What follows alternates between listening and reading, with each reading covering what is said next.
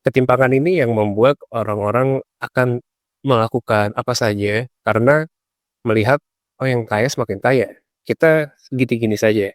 Dan ini juga terlihat dari data kalau di ekonomis mengeluarkan data Crony Capitalism Index, di mana di tahun 2007 kita itu di urutan 18. Urutan 18 ini dilihat bagaimana satu ekonomi itu dikuasai oleh bilioner atau jutawan orang-orang kaya yang punya kekayaannya dari sektor-sektor yang punya potensi rent seeking atau rente yang tinggi.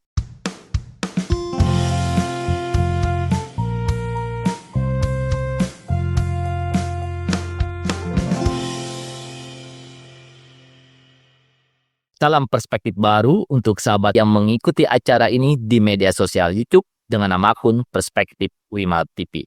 Saya Hayat Mansur sebagai host, senang sekali kembali bertemu Anda untuk kita berbincang-bincang mengenai beragam topik dan dari sudut yang jernih, dari perspektif yang jernih. Sahabat perspektif baru, salah satu persoalan penting yang saat ini kita hadapi adalah korupsi. Korupsi dilaporkan masih menjadi salah satu dari 5 besar isu yang harus ditangani oleh pemerintah, baik pemerintah pusat maupun pemerintah daerah. Nah, bagaimana dampak korupsi bagi kehidupan kita, bagi masyarakat, dan bagaimana bagi kesejahteraan kita? Kita bahas topik ini dengan seorang ekonom muda, yaitu Raihan Nur, yang menjabat sebagai koordinator analis di Laboratorium 45. Salam perspektif, Mas Raihan. Iyalah, terima kasih. Nah, dari perspektif Bung Rehan dan juga perspektifnya mewakili generasi muda. Nah, korupsi ini menjadi masalah sosial yang terjadi di banyak negara termasuk di Indonesia. Dan korupsi dilaporkan telah mempengaruhi kesejahteraan di suatu negara dan berdampak pada perekonomian negara tersebut. Nah, kalau dari kajian-kajian Mas Rehan, bagaimana dampak korupsi ini terhadap kesejahteraan masyarakat kita? Ya, mungkin saya izin untuk lebih makronya dulu, Pak. Jadi memang kalau kita lihat upaya korupsi di dalam 10 tahun terakhir ini, bahkan beberapa tahun terakhir ini, Transparency International Indonesia itu membuat indeks persepsi korupsi yang mana ternyata Indonesia dianggap stagnan dalam mengantisipasi ataupun memberantas korupsi tersebut. Stagnasi ini justru dipengaruhi oleh beberapa kepastian hukum yang mungkin tidak sesuai dengan apa yang diharapkan sebagaimana mestinya Indonesia sebagai negara demokrasi Mas, dan negara saya yang boleh tahu nilai indeksnya itu berapa dari skala berapa? kalau sekarang ini Indonesia trennya sudah ada di nilai 34. 34 itu di kalau peringkatnya itu di 115 sampai 180. Nih, stuck dari tahun 2023 dengan tahun sebelumnya. Yang menjadi permasalahan adalah ketika ada pasca pelemahan KPK waktu itu dengan undang-undang revisi KPK dan juga perubahan undang-undang yang ada di Mahkamah Konstitusi. Nah, ini menjadi situasi ketidakpastian hukum yang dirasa justru komitmen untuk memberantas anti korupsi terlihat stagnan dari tahun ke tahun. Kalau kita lihat sendiri, yang menarik data dari BPS itu punya survei untuk melihat bagaimana sih persepsi anti korupsi di negara kita dari masyarakat sendiri. Jadi responden ditanyakan ada dua sebenarnya indikator utamanya atau variabelnya. Yang pertama itu persepsinya, dan yang kedua itu adalah pengalamannya.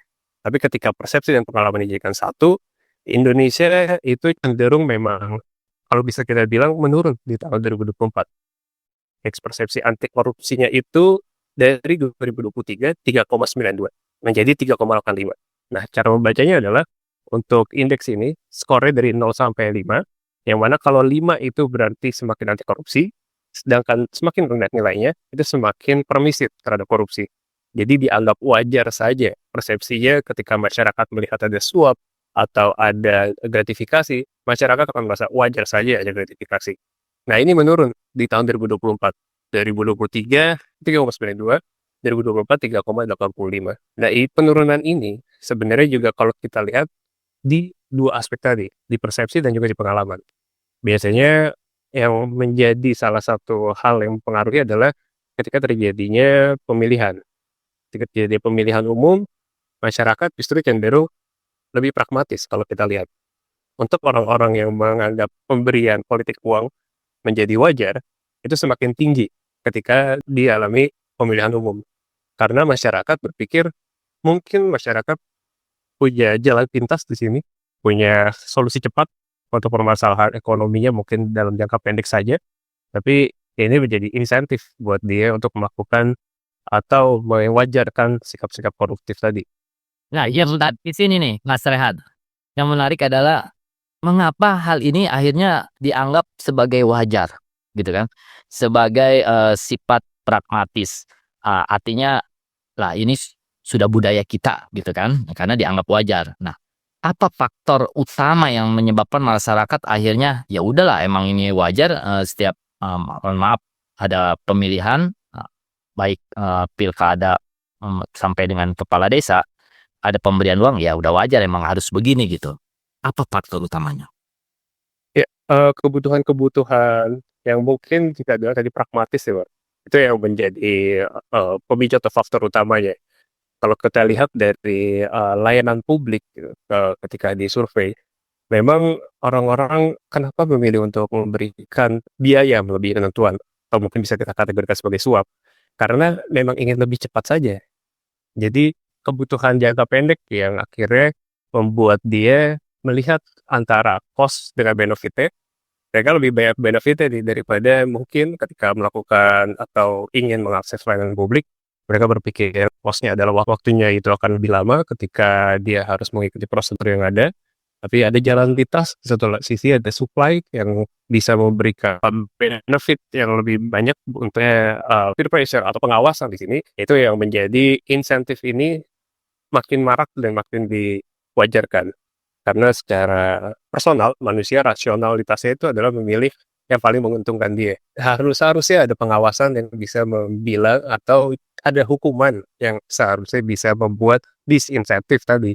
Jadi orang-orang akan takut untuk mengambil keputusan yang sebenarnya tidak sesuai aturan tadi. Dan ketika ada hukuman di situ menjadi pertimbangan dia, maka cost-nya akan semakin besar daripada benefit-nya. Jadi hukuman-hukuman ini, tindakan-tindakan ini yang dilihat oleh masyarakat, mungkin ketika ada grand corruption, korupsi yang sangat besar gitu oleh pejabat yang sampai miliaran triliunan, tapi ternyata hukumannya tidak sepadan, dinilai tidak mungkin kalau hitung-hitungannya, ya nggak apa-apa, korupsi triliunan, tapi nanti juga di penjara cuma berapa tahun. Cost and benefit-nya di situ akan lebih banyak benefit-nya dan itu yang akan di masyarakat, sehingga makin marak juga masyarakat, melihat bahwa ya tidak masalah untuk kita melakukan jalan pintas tadi. Bung Rehan kan sudah dijelaskan bahwa dari sisi masyarakat, masyarakat itu berpikir pragmatis dan melihat adanya kebutuhan jangka pendek, jadi menerima saja uang korupsi. Nah, apakah ini ada kaitannya dengan tingkat kesejahteraan masyarakat atau tingkat ekonomi dari masyarakat sehingga masyarakat yang ekonominya rendah atau sedang itu ya wajar saja menerima adanya uang korupsi, sedangkan yang masyarakat yang maju, yang tingkat kesejahteraannya tinggi akan menolak adanya uang korupsi tersebut. Ya, ini juga menarik kajiannya. Jadi kita mungkin bisa salah satu variabel yang kita lihat adalah terkait dengan ketimpangan. Jadi dengan semakin besar ketimpangan, maka semakin justru orang merasa dia harus punya kesempatan ataupun ketika mendapat kesempatan dia harus memanfaatkan ya untuk mengurangi ketimpangan tersebut. Ketimpangan ini juga bisa menimbulkan kecemburuan pada akhirnya. Kalau kita lihat datanya, ketimpangan ini cukup parah. Kalau kita dapat report dari Global Wealth Report, Indonesia dibandingkan 2008 atau 15 tahun yang lalu, itu posisinya semakin buruk untuk ketimpangannya. Di 2008 itu angkanya sekitar di 59 dan di 2023 angkanya itu mencapai 68. Dengan skor kalau misalnya 100 maka sampai 100 maka itu semakin timpang. Nah, ketimpangan ini yang membuat orang-orang akan melakukan apa saja karena melihat, oh yang kaya semakin kaya, kita gini-gini saja. Dan ini juga terlihat dari data kalau di ekonomis mengeluarkan data Crony Capitalism Index, di mana di tahun 2007 kita itu di urutan 18. Urutan 18 ini dilihat bagaimana satu ekonomi itu dikuasai oleh bilioner atau jutawan, orang-orang kaya lah, yang punya kekayaannya dari sektor-sektor yang punya potensi rent seeking atau rente yang tinggi.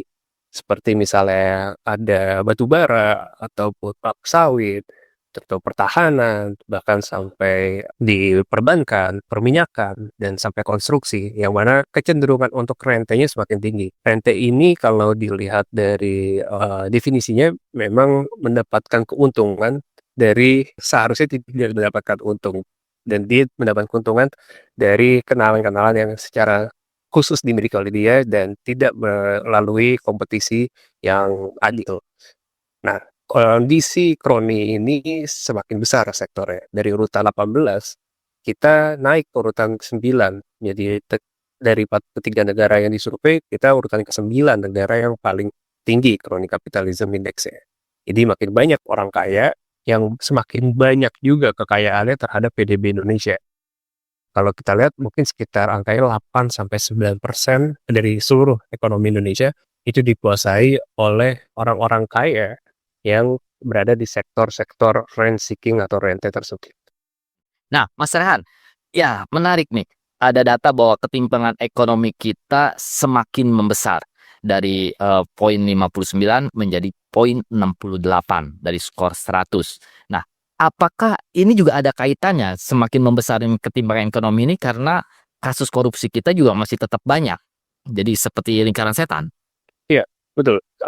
Jadi kasus korupsi ini sebenarnya kalau kita lihat memang semakin banyak, tapi mungkin itu tadi, untuk hasil hukumannya itu tidak sepadan juga. Jadi orang-orang akan melihat, benefit-nya lebih banyak nih kalau misalnya saya ngambil jalan pintas, atau saya melakukan jalur yang tidak sesuai ketentuan, karena contoh kasusnya sudah ada. Nah, ini yang membuat masyarakat jadi mau mengambil jalan pintas-pintas yang sebenarnya secara ketentuan mungkin tidak baik dan juga secara ekonomi juga tidak akan sustain. Kalau kita lihat di Indonesia memang sudah cukup baik ya untuk jaringan pengaman sosial ya, perlindungan sosial dari siklus kehidupan ya, bahkan dari anak umur 0 tahun sampai lanjut usia sampai 60 tahun ke atas, semua bisa di-cover oleh pemerintah. Tapi ini kan tujuannya sebenarnya untuk membantu mereka bisa melakukan mobilisasi kelas sosial dan ekonomi. Seharusnya seperti itu, bukan menjadi bantalan yang terus-menerus dimiliki oleh penduduk. Ini yang menjadi, kalau kita lihat polanya gitu ya, kenapa misalnya di pemilu atau di pilkada masyarakat semakin wajar untuk menerima politik uang.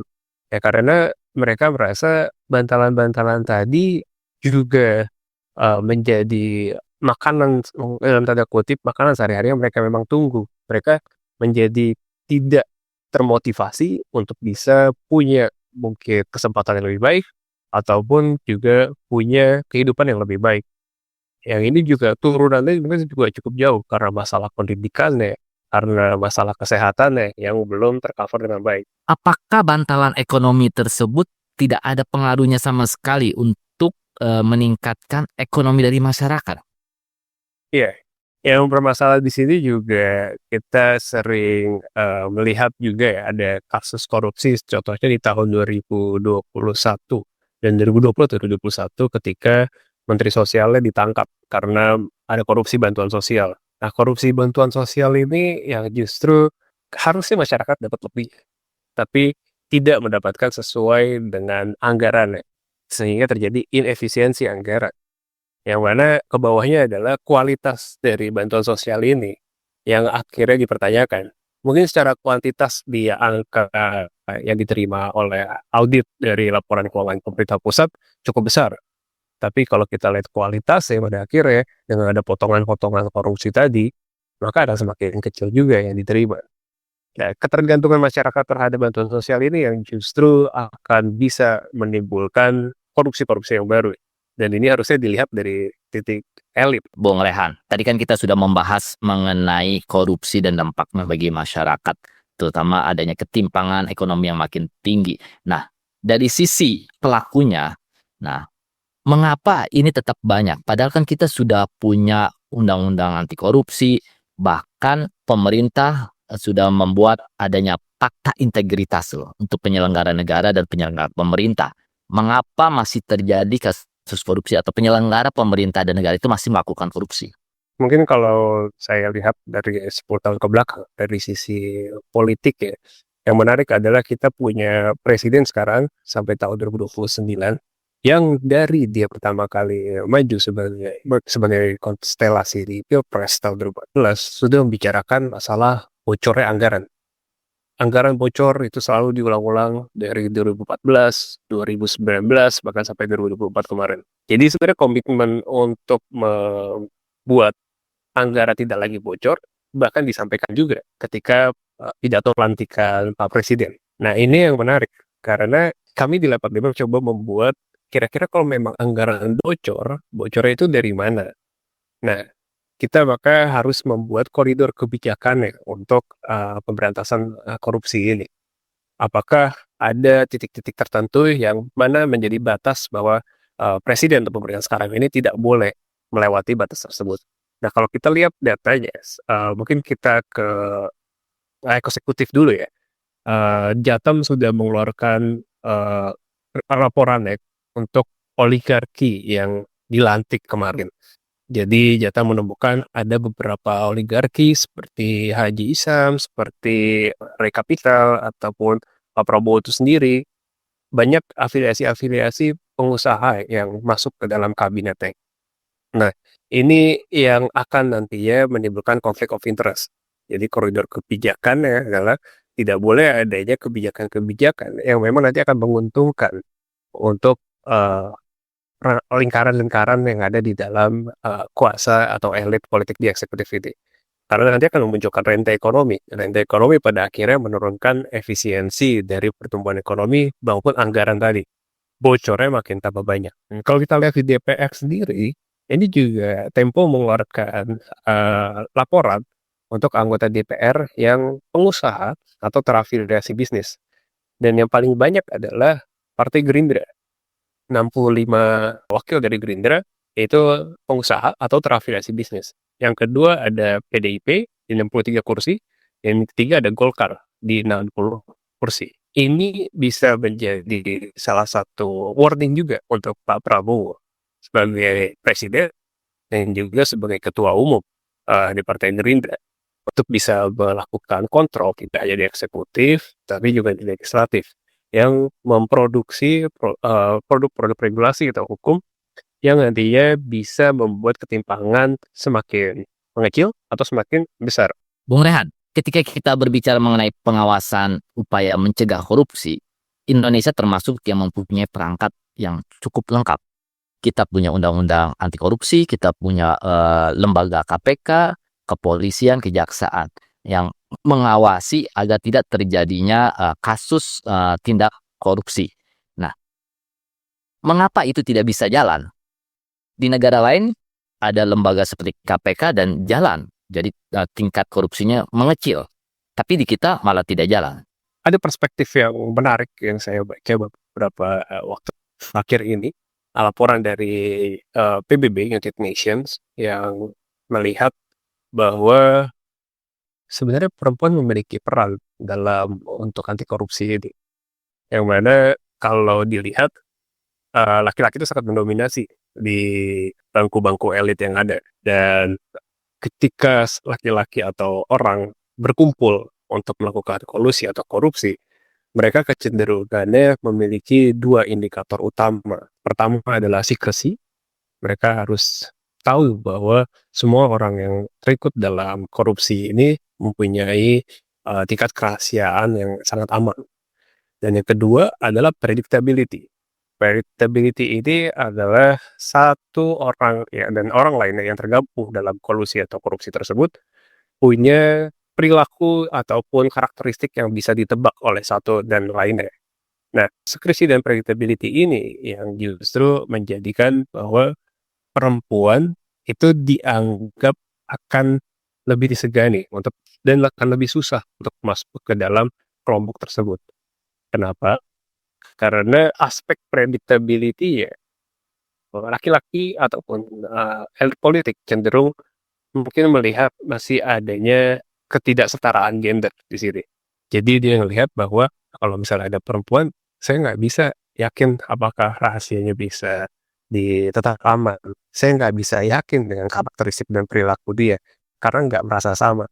Nah, perempuan bukan sebagai, genetika dia, bukan sebagai biologis dia akan terlahir menjadi lebih anti korupsi, tapi karena situasinya yang ada sekarang ini membuat perempuan ini punya peluang untuk bisa justru memberantas anti korupsi. Karena perempuan memiliki beban yang cukup banyak untuk bisa menjadi elit politik misalnya.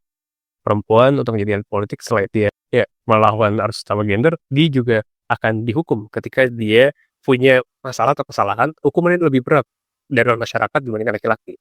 Ya itu terjadi di seluruh dunia. Bung Rehan, oke, selain dari aspek gender perempuan, saat ini kita sudah memasuki era digital, di mana semua hal-hal yang terselubung bisa kita publikasikan sebagai bentuk watchdog, sebagai bentuk pengawasan dari publik. Nah, mengapa di Indonesia tidak berjalan hal itu sehingga rantai ekonomi tetap berlangsung, kolusi tetap berlangsung? Nah, bagaimana memanfaatkan digital ini untuk upaya pemberantasan korupsi? Iya, yang pertama harus ada transparansi. Transparansi ini baik dari dalam pemerintah ataupun ada juga tekanan dari luar.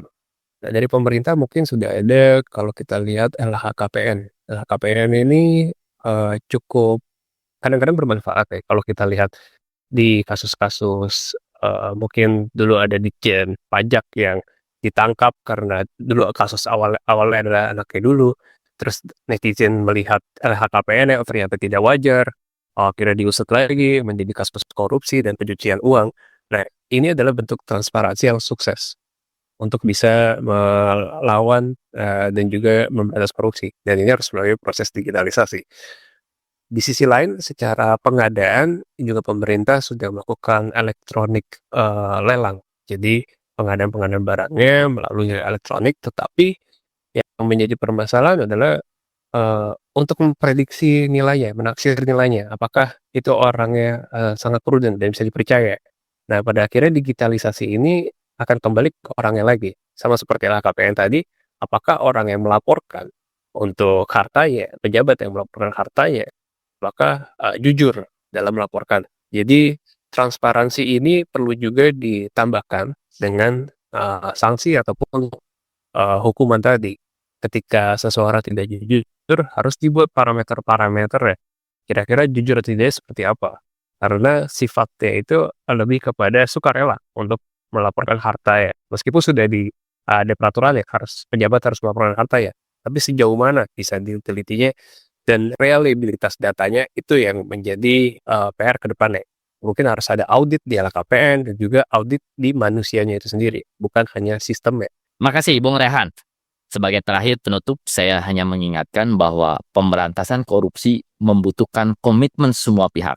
Hanya dengan upaya bersama, kita bisa membebaskan Indonesia dari korupsi dan mewujudkan Indonesia yang adil dan makmur. Terima kasih, sampai jumpa di wawancara perspektif baru berikutnya.